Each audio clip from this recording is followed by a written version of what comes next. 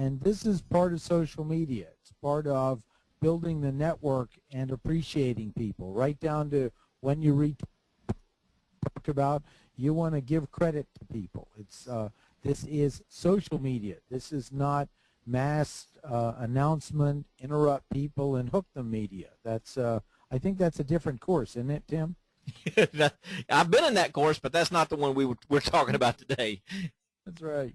So we're going to dig in. I want to start a little bit on background, and I just want to state I got involved with this strictly because my customers said, I want you to go learn this and tell me if it's of value. And I've done that on I started with LinkedIn, and then I started building out with other resources. And honestly, it's when I found Wayne Sutton and chatted with him, I went, my gosh, I need to pay more attention here. I said, Wayne, have you taught a class to regular business people? And at the time, he really hadn't done that. He had done other things. And I said, well, we need to get you away from the choir and teaching to other people. And we had a lot of fun. And Tim's question was very relevant. Why would someone want to care about what I am doing? And what am I doing at this moment? And it's an exploration. You as you work with it, you build more value. So let's back up and give a little history of where Twitter came from. I think this is useful and good to note.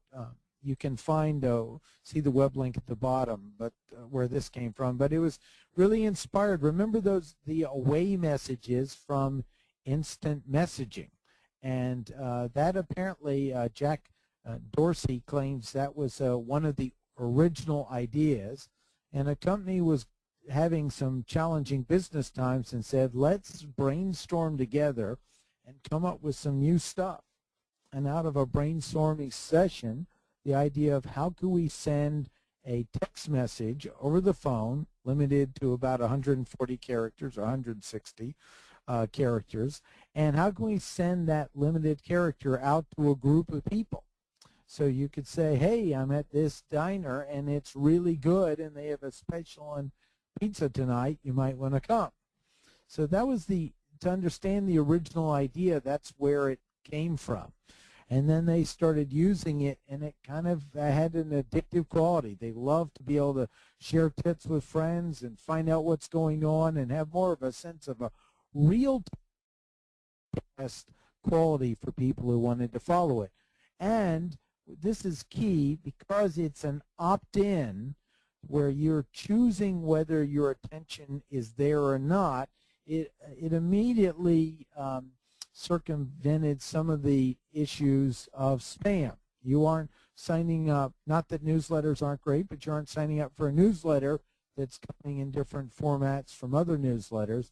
You're choosing to follow someone and see what they have to say, and if you don't like what they're saying, you can just stop following them. So there's a dynamic opt-in quality that I think is another driver in the value of Twitter. Then a real interesting history piece. In 2007, they won an award for this project, and he gave the speech in less than 140 characters. A little bit of fun there, and it's just exploded. And when I tell business people, when Google buys it, or you constantly hear the news going to a resource, you probably ought to pay attention to it. Some of the value of this is it is searched by Google, it is available to the web, and it lets people who can't write 200 or 300 words in a blog a way to be able to contribute value to their customers. We're going to move